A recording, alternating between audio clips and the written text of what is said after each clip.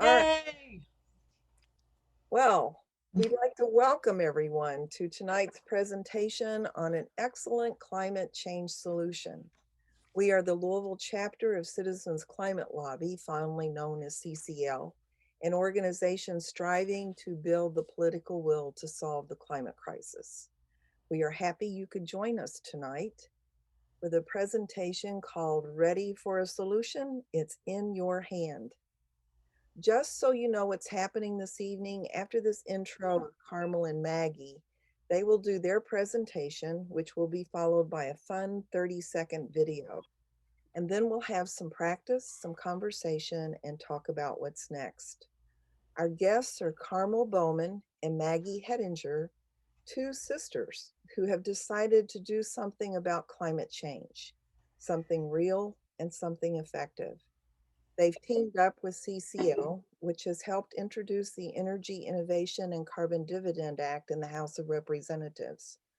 Carmel and Maggie will talk about the basics of the plan, how it works for all people and businesses, and how it will get the United States on target for net zero emissions by 2050, which is just around the corner. Then they'll share a 40-second way that you can make a difference. Carmel describes herself as just a mom. She's played several other roles, however, as a Montessori teacher, a Girl Scout leader, a volunteer with Bernheim Forest and Kentucky Water Watch, a church and community musician, even a hillbilly for the Kentucky Flavor Traveling Road Show. Her post-COVID plans are to focus on empowering herself and others to deal with climate change by building bridges through respectful and compassionate communication. Carmel is going to tell you a little bit about why she's interested in dealing with climate change and share a way that you can be part of the solution. Maggie Hettinger has created the graphics and slides for tonight. She is a semi-retired musician and teacher living just outside of Bernheim Forest in Bullitt County, where the storm wreaked havoc on her internet system, and she traveled to another city so she could be with us tonight. She is passionate about the climate, live music, wild edible foods, and mushrooms. This grandmother has been known to lead joyful musical parades around the yard, not letting COVID get in the way of spending quality time with those little grandbabies. And so, Carmel and Maggie, we are all yours. Let's begin. Okay. I think this is my time to talk. And what I'm going to do is say that right now, why don't we take a little time and let you get to know each other and say hello to your neighbors sitting next to you in the auditorium. Oh no, we're on Zoom. So that means we have to go to breakout rooms. Well, I'll tell you one thing. We try to keep our breakouts a little bit structured, just that way they seem to work pretty well. So what we're going to have you do, if you don't mind, is whenever we do a breakout, we will ask a question. We'll give you time to answer that question on, do you have a piece of paper or something like that and a pen? So we'll give you time to think about it and write your answer down. And then we'll pop you off to the breakout rooms because you don't have instruction anymore then. Anyway, so that's what we'll do. And once you get there, know that you'll have to unmute yourself and talk to your other people. Okay, so let me be a little clearer about that. And let's look at our first introduction breakout. So here we are. Do you have a pencil?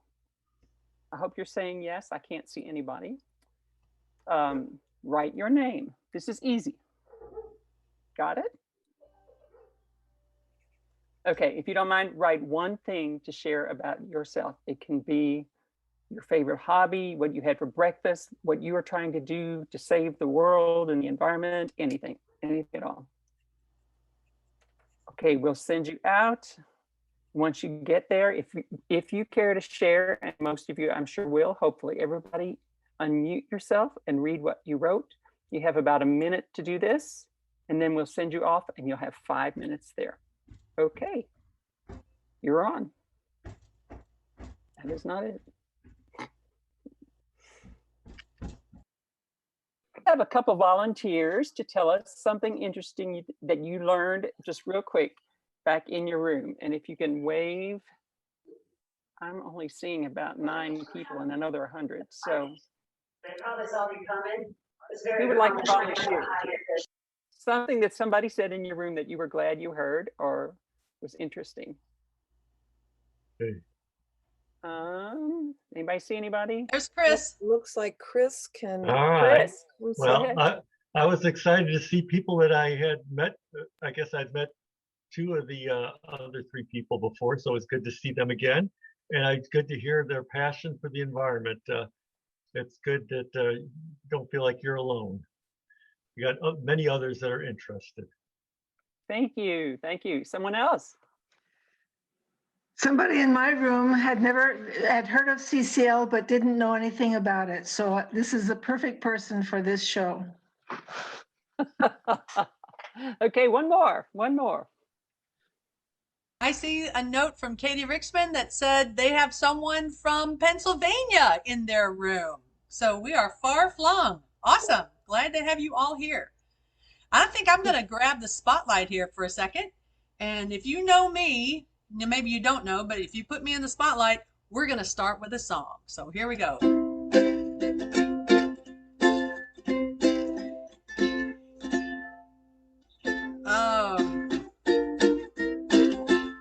It's a crazy world we live in, bad news all around.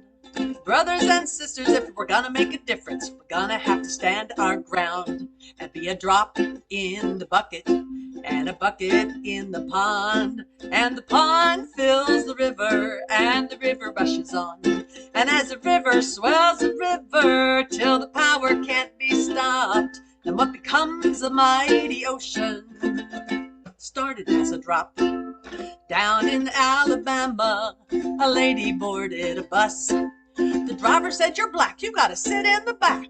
Rosa said, "I've had enough." Yeah, she was a drop in the bucket and a bucket in the pond. And the pond fills the river and the river rushes on. And as the river swells the river till the power can't be stopped, and what becomes a mighty ocean started as a drop. Great Britain ruled over India, made them slaves to the goods they bought, till Gandhi took his people to the ocean and said, "Look, free salt." He was a drop in the bucket and a bucket in the pond. And the pond fills the river and the river rushes on. And as the river swells the river till the power can't be stopped, and what becomes a mighty ocean started as a drop. Now in the alleys of Calcutta, Mother Teresa lived her life. She did much more than to feed the poor. She taught us how to shine our light. This little light of mine, I'm gonna let it shine. Oh, this little light of mine, I'm gonna let it shine. This little light of mine, I'm gonna let it shine. Let it shine, let it shine, let it shine. 'Cause we're a drop in the bucket and a bucket in the pond. And the pond fills the river and the river rushes on. And as the river swells the river till the power can't be stopped, and what becomes a mighty ocean started as a drop.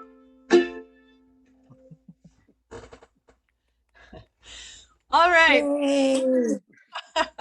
Well, thank you all so much for letting me and Maggie be a part of this get together tonight. Maybe we can be a few more drops in the Louisville CCL bucket. Everyone who I know, everyone who is a part of CCL knows how important this work is. And I have a great respect for the background work that the national organization does in empowering us to do what we can do. I just spent some time last week learning about Marshall Saunders, the founder of Citizens Climate Lobby. What an inspiring man. If you are not familiar with this guy, check out his journey, Marshall Saunders. His legacy lives on in everyone who continues to work for a climate solution in a relentless, unstoppable, yet friendly and respectful way. So are you up for a little climate conversation? All right, you guys are up for everything. Let's take a quick poll. In the last month, How many conversations have you been in where you talked about damage being done to the climate? You should see a poll coming up, and if you would just click on an answer there, we will get an idea of who we have in our audience and how much talking we're doing. All right, we're about halfway there. Awesome. Doing great. Great. 1 or 2, 5 or more, 10 or more. Nope. No conversations whatsoever. I think we've got pretty much everybody. I see, let me share this. I'm going to end this polling and I'm going to share the results. Let me see, 1 or 2, 5 or more is by far the most. 10 or more. Awesome. Nobody had the nope. All right. That seems to be about fairly consistent with our usual audiences.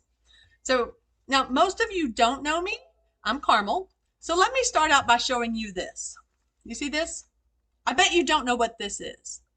This is courage. Grown up, I can do this courage. And I'll explain more about that later. This is child courage.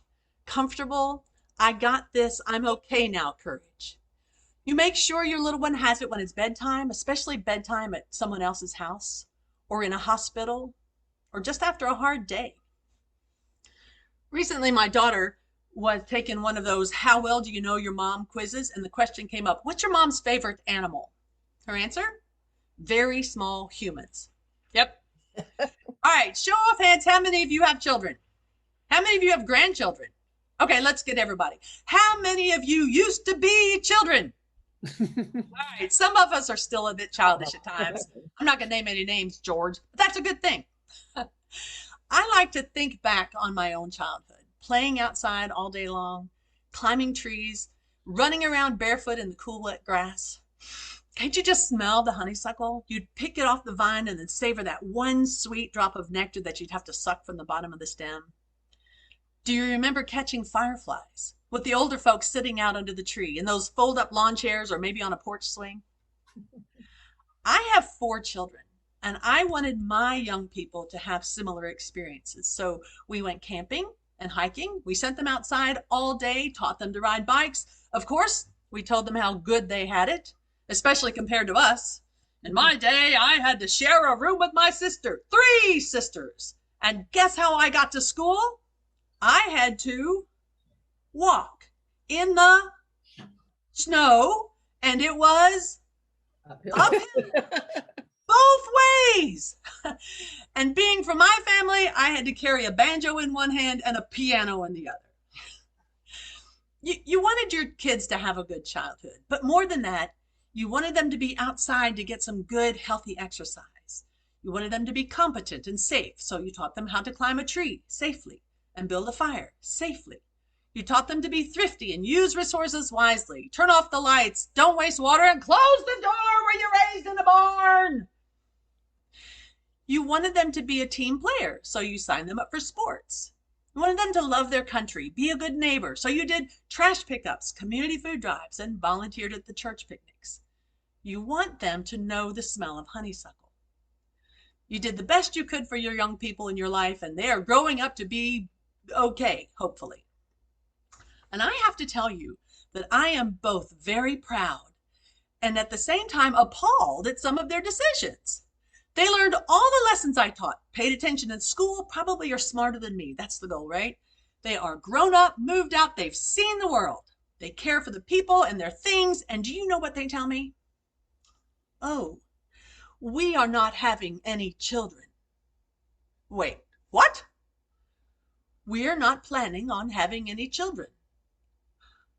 Hang on. Isn't that the reason we have children, is so that we get grandchildren? We are not having any children. We are truly afraid, thinking about the future and climate change. This is a true story. We see how that's going to impact life here and around the world and what the children would have to live through, and we cannot in good conscience do that. We are not having any children. Okay, now I could get on my soapbox. I start countering with every little snippet I've ever heard about climate change being a hoax. There have always been cycles of ice ages and droughts and hurricanes and wildfires. Scientists just want to scare us. People are just mad at the oil billionaires making all the money. But these well brought up, intelligent children calmly point to facts and studies and current events that prove it's real. It's real, it's now, it's us. If I would listen, which I don't, because it hurts. It means I've done something wrong or participated in this or let it happen. It means I didn't protect my children. It means I'm not going to have any grandchildren, and that makes me very sad. But I am not one to take this lightly. I will do something. But what can I do? Well, first, I accept that this is a complicated problem. And to effectively deal with this is overwhelming. I'm not an inventor or a politician or a corporate CEO or anyone else who has the information or the money and can make the big decisions to really do anything about it. And besides, there are other people who will figure it out, right? Now that's a big one. We've been scared of situations before, and somebody found a cure, discovered penicillin, invented fertilizer, developed a vaccine, and somebody fixed it. Well, now that's one argument I can get on board with, because there are people working on this at so many levels. They're working on pollution reduction, energy efficiency, renewable energy, job creation, carbon capture, regenerative agriculture, circular economies. They know the facts and how economics work and how that sustains businesses and also helps our families. And they have answers, surprisingly consistent strategies to stabilize this place we call home. There are ways that we can adopt sustainable practices now so that the future will not be so scary, so we can protect our children and our grandchildren, well, your grandchildren, who in 10 to 20 years will be the adults caring for creation here on Earth, so that they can be taking their kids camping under the giant sequoias, or watching whales, or standing on a glacier in Alaska, or just catching lightning bugs in the backyard. Now, Maggie has created some really fun graphics to help with this next part, and we're going to hope to get that on there. But before we get to that, I want us to all just read the official title of the bill that CCL prefers. And Maggie's going to try and put that up there. Is that going to go, Maggie? I've lost my pointer. It goes away. Well, I'll go on and start reading it. It's the title of this, and if you pop it up there, then you pop it up there, okay? So this is HR 2307, to create a carbon dividend trust fund for the American people. I think we're going to get it. You there? Yes. Okay. To create a carbon dividend trust fund for the American people in order to encourage market-driven innovation of clean energy technologies and market efficiencies which will reduce harmful pollution and leave a healthier, more stable, and more prosperous nation for future generations. That's quite a title. Now, what does all that mean? All right, check out Maggie's screen and I'll narrate.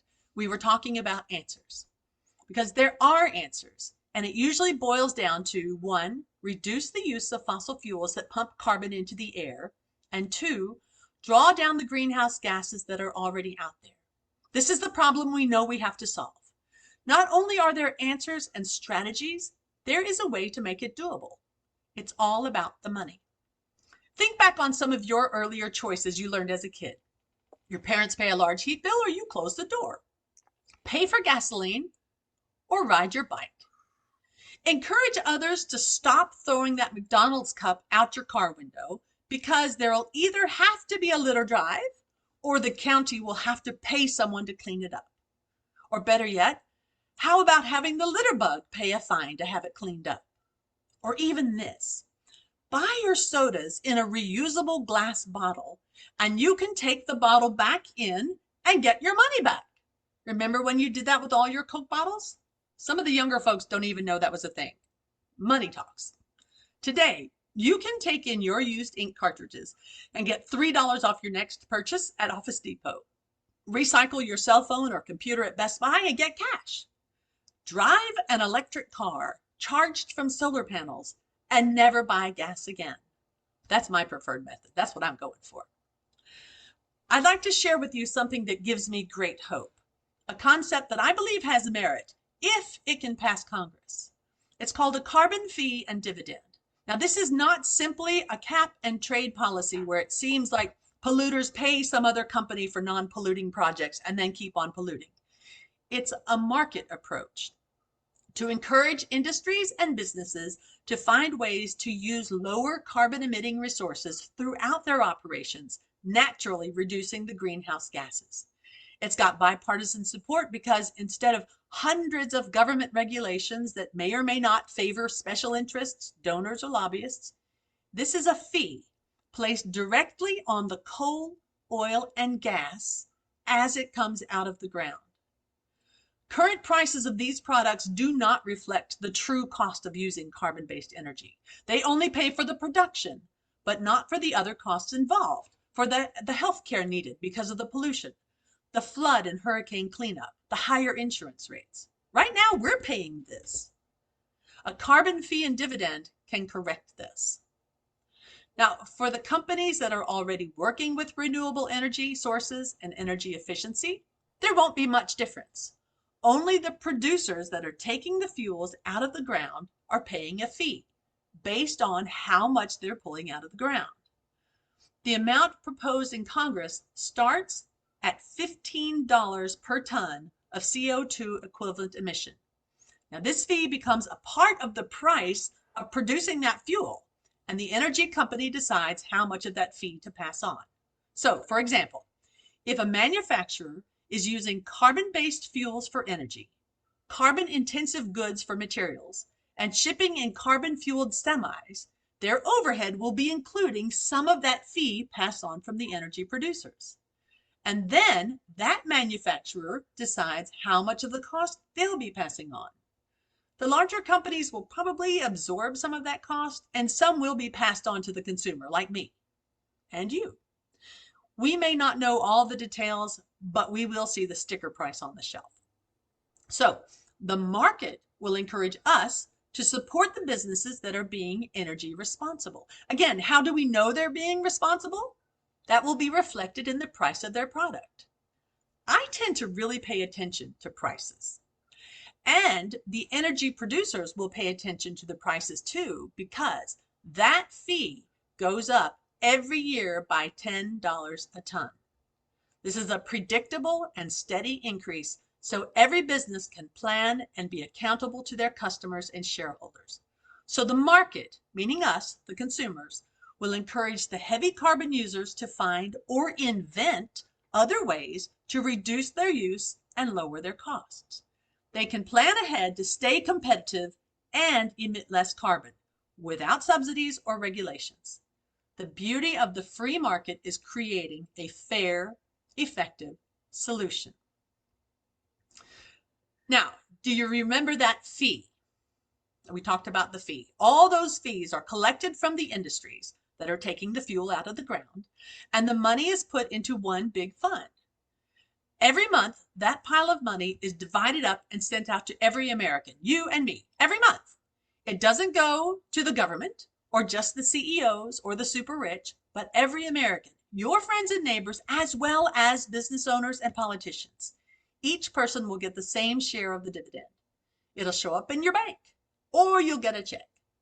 Economists predict the first checks to add up to about $500 a year after taxes. Some predict it could get up to $4,000 a year. And because not everyone uses the same amount of carbon, the vast majority of American households are estimated to earn back as much or more than they pay in increased costs. Of course, that amount of the rebate will change over the years as the fees go up and the use of fossil fuels go down. But you'll get a check every month to spend as you please, your choice.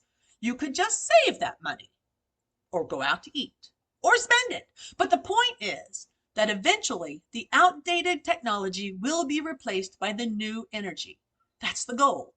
Yet some costs will slowly start to rise while new sustainable options are being implemented.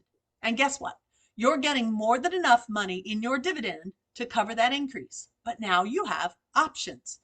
You can pay for the old technology fossil fuel heat, or close the door, or buy a sweater, or a more efficient heat pump, or whatever else gets invented. Suddenly, Carpooling, electric cars, and solar panels are more than a good idea. They save me money. Scads of economists have endorsed this plan. Republicans and Democrats have endorsed this approach. Right now, there's a growing list of healthcare people also in support. Church leaders are advocating for action. Out of all the solutions being bandied about, this market approach on a national level is the one that's going to make the biggest difference the fastest. This plan could be in place and paying dividends within 9 months of being passed in Congress. Now, there are charts and websites and TED Talks that can explain it way better and in much greater detail than I can, and you can easily find that information. But here's the overall analysis takeaway. If a revenue-neutral carbon fee and dividend is enacted, CO2 emissions will decline 40% over 12 years, leading to net zero emissions by 2050, with the addition of 2.8 million jobs. This plan is effective, durable, revenue neutral, good for people, and good for the economy. That's the consensus among most everyone, except maybe the oil and gas companies. But even they are already working hard on renewable energy. They know it's coming too, and they welcome the predictability. The American Petroleum Institute just last month endorsed carbon pricing. It's a win-win-win arrangement. Well, I hear you say, if it's so easy, why don't we do it? Indeed, why isn't this happening? Well, it's different. It's a change, and we are humans. And as humans, and yes, we ukulele players and politicians are humans. As humans, we need it to be understandable and easy. And we humans do understand prices and finding good deals and buying quality products. What would make it easy is if the market were to be the catalyst for the change by having prices that actually reflect the true costs of the products, the costs of finding, using, and cleaning up after the use of the fossil fuels, and not hiding these costs and passing the scary problems on to taxpayers and to future generations. This market approach would actually reward those that are working towards sustainability. And that includes families, small and medium-sized businesses, as well as larger companies like IKEA, Coca-Cola, Unilever, Cisco Systems, Nestle, Honda, Apple, Patagonia. And we need our politicians, our policymakers, our representatives to have the knowledge and the courage to make this happen. This could happen through many complicated regulations, or it could happen through a far simpler plan like a carbon fee and dividend. And that's where these come in. This is a message, a green slip they call it in the Kentucky legislature, used to deliver messages to our representatives. Now, what I want to ask of you today is one of two things, and you can say yes or no. I'm not looking for any commitment, but I'd like to show you one easy way for you to make it easy for our policymakers. I have just dialed the phone number of Kentucky Senator Rand Paul. Now, normally I would call Brett Guthrie, but he only answers the phone during business hours and doesn't have an answering machine right now. So we're going to call Rand Paul. Hello. Thank you for calling the office of Senator Rand Paul. Your call is very important to us. Unfortunately, right now we are unable to take your call, but please leave your name, number, and a brief message, and we'll be happy to review it shortly. Have a great day.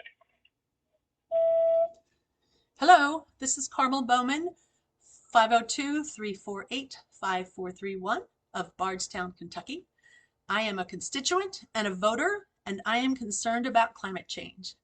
I am calling today to ask Senator Paul to take action to solve climate change and to include a carbon fee and dividend as part of the solution. That's it. Thank you so much for delivering this message. Done. I just gave him some courage. Now that message will be taken down and sent along to Senator Paul. And now our representative knows that I'm asking him to close the door in a nice, nonviolent, but very effective way. He can point to that message or to the stack of messages he gets and say, we need to do this. My people are telling me how they feel. Look at all these messages. If we have enough, I'm sure this can happen.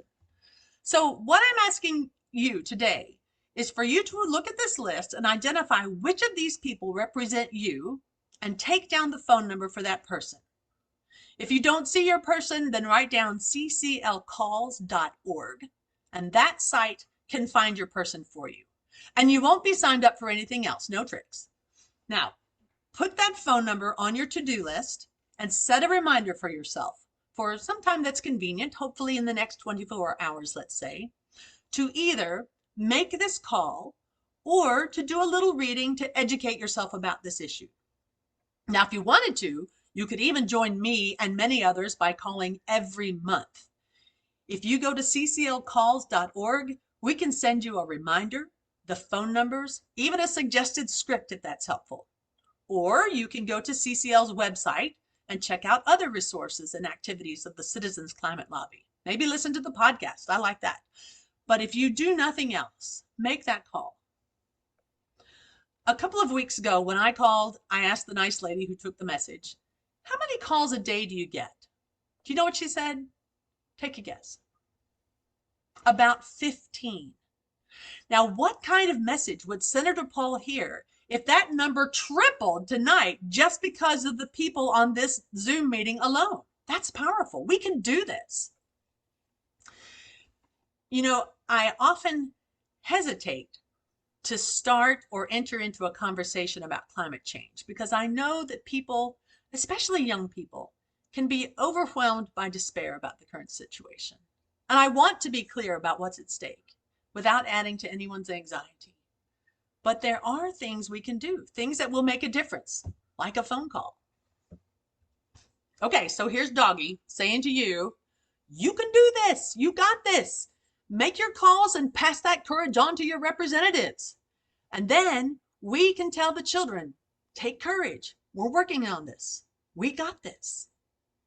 Thank you. So Maggie's going to show you this awesome video that I watch on a regular basis because it just reminds us of who we are and what we're doing and why. I often like to use it as a dance break too, just because it's got this great music. So I hope we get the music on there. It's coming right now. Sam?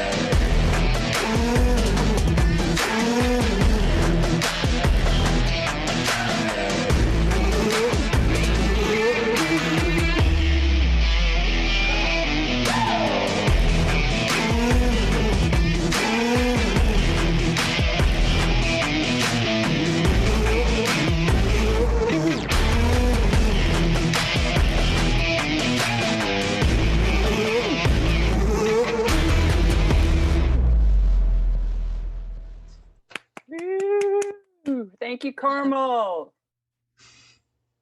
All right. So Carmel. Yes. Everything looks normal again. Yes. Okay. Well, we're ready for our... We are ready for a practice session. How about you? Are you ready to practice? All right. I'm going to share something different. Here it is, play. It should say your breakout. Do you see the whole thing? No, you don't see it yet. This always takes more pointers. Okay, tell them, Carmel. I'm going back. Okay, so what we want to do is just go back to your breakout rooms, and we want to practice saying these, writing down a 2-sentence for your own phone call for when you're ready. And I'm confident that we're going to have some folks that are ready. So write down your own message that you would like to use for a phone call. I always start with, I am a constituent and I am a voter and I am concerned about climate change. To me, I think that's such something that everybody can say. If you want to add something else to that, fine. If you want to just say that, they will also, and the people on that answer the phone calls are they're just there to take your message. They want to hear from you, and they might ask you, they'll probably ask you your address, and they'll pass the message on. They're the nicest people in the world. So let's go into the breakout rooms. Well, give you 30 seconds to write your thing down, because I have found that it's a lot easier to write down something and then read it. And that feels a lot more comfortable. So in about 20 seconds, Maggie's going to whisk us off to the breakout room, and then we can practice saying that to each other. And if somebody really is feeling the moment and you want to actually dial that phone number and make that call right now, I'm all about that. That'd be perfect.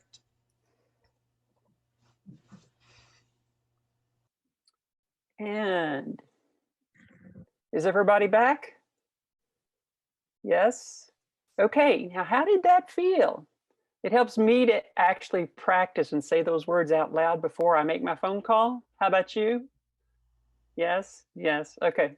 I want to tell you, our younger CCLers have a message for us to help us know that they really, really, really want us to make these calls.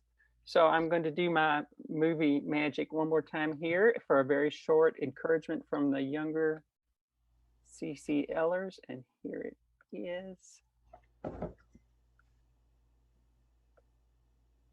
Here we go.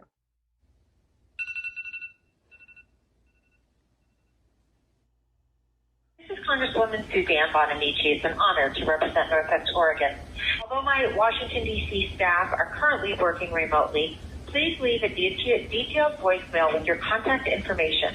Someone will get back to you soon. Thank you so much. Hello, my name is Lola and I live in District 5. I'm calling about climate change. I'm calling to ask you to join your colleagues in co-sponsoring the newly reintroduced Energy Innovation and Carbon Dividend Act, HR 2307. Thank you and have a nice day. Bye.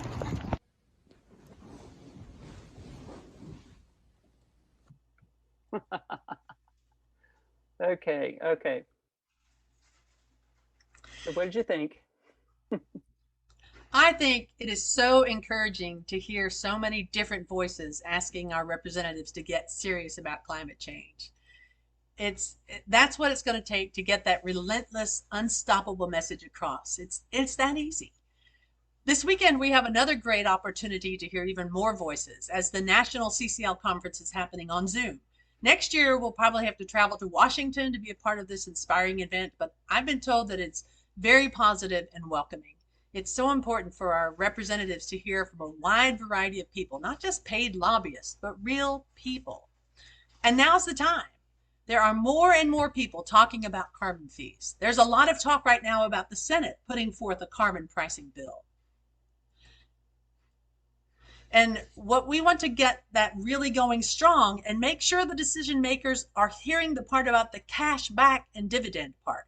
I heard somebody call it a freedom dividend. Apparently that term polls well. So if you've got the time, I encourage you to register for the conference and drop in on some of the sessions that interest you.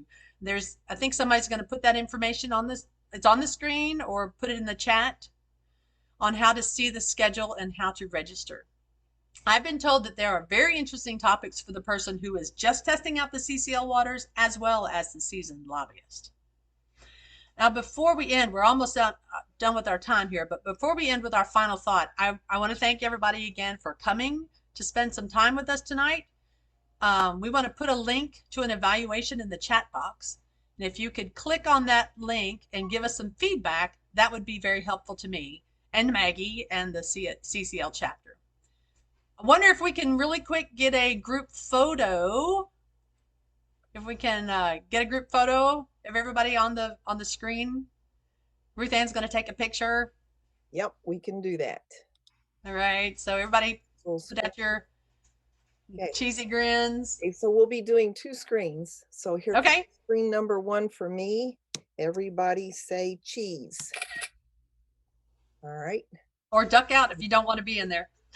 And then here's screen number 2. Everybody say cheese. Cheese. And we've got 2 of them. Okay, excellent. Thank you. So Maggie, can you Also, I did put those things in the chat. There's a link to the conference and a link to the evaluation in the chat.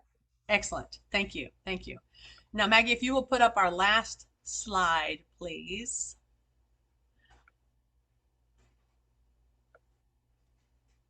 There we go.